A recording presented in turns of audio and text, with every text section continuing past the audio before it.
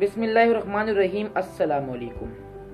آپ کے اپنے چینل لو ٹو لائف میں ایک بار پھر آپ کو دل کی گہرائیوں سے خوش آمدید پیش کرتا ہوں۔ لو ٹو لائف کے معزز دوستو، ہر ناکامی کے پیچھے کامیابی چھپی ہوتی ہے۔ کامیاب لوگ پیدا نہیں ہوتے، بنائے جاتے ہیں۔ ان میں اور ناکام لوگوں میں فرق صرف ناکامیوں پر رد عمل ظاہر کرنے کا ہے۔ میں نے آپ کو اپنی بہت سی ویڈیوز میں ایسے لوگوں کی بہت سی مثالیں دی ہیں۔ سڑک پر کسی رکاوٹ کا ہونا سڑک کے اختتام کی دلیل نہیں ہے۔ یہ تو یہی بتاتی ہے کہ ہم نے دوسرا راستہ اختیار کرنا ہے۔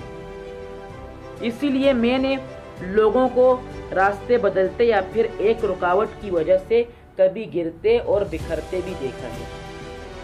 صرف ایک ناکامی پر ان کی پوری زندگی تہس نہس ہو جاتی ہے۔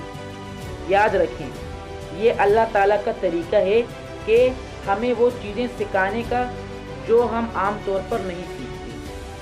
وہ ہمیں موقع دیتا ہے کہ ہم اپنی زندگی کے تجربات پر غور کریں اور اپنی غلطیوں سے سبق سیکھیں۔ اگر ہم اپنی ناکامیوں سے سیکھیں گے تو ایک گیند کی طرح ہم بلندی کی طرف اتنا ہی اونچا جائیں گے جیسا کہ گیند کو آپ جتنی زور سے زمین پر ماریں وہ اتنی ہی اونچی اوپر جائے گی۔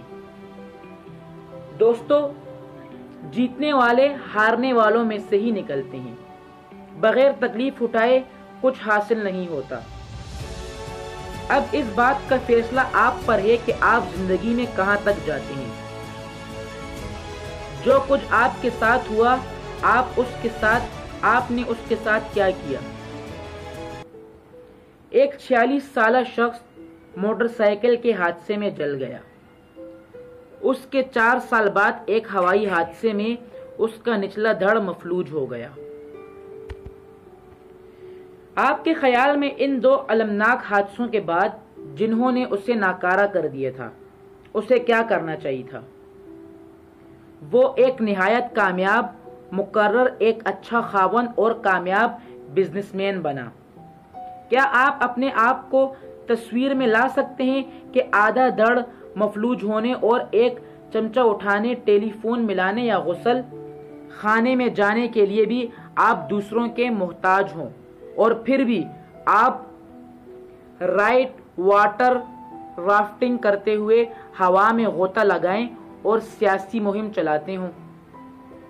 تاہم ڈبلیو مچل نے دوسروں کی مدد لینے سے انکار کر دیا۔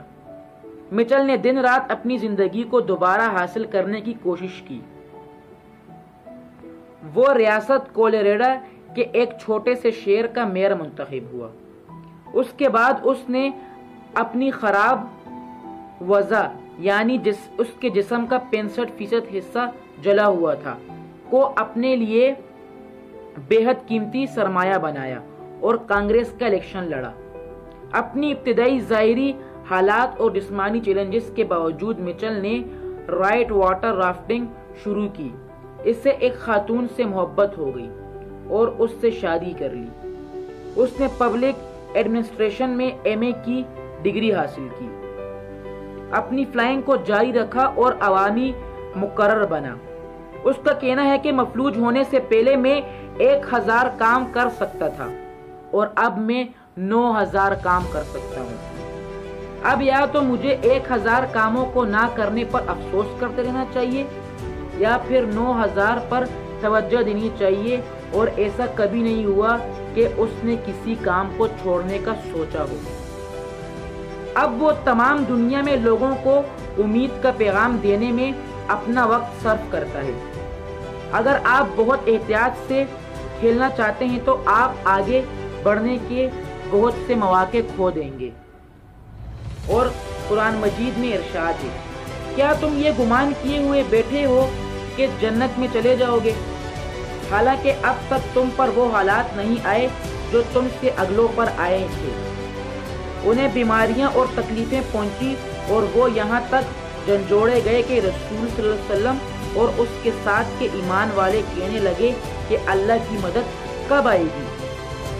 سن رکھو کہ اللہ کی مدد قریب ہے۔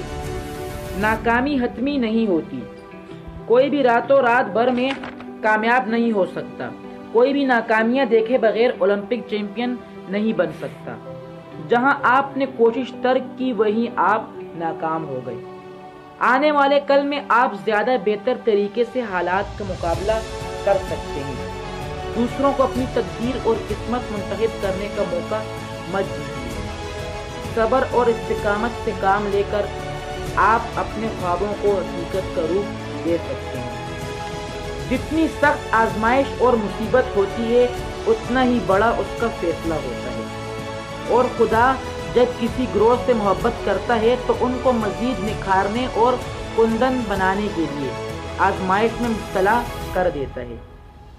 بس جو لوگ خدا کی رضا پر راضی ہیں تو خدا بھی ان سے راضی ہوتا ہے، اور جو آزمائش میں خدا سے ناراض ہوں خدا بھی ان سے ناراض ہو جاتا ہے۔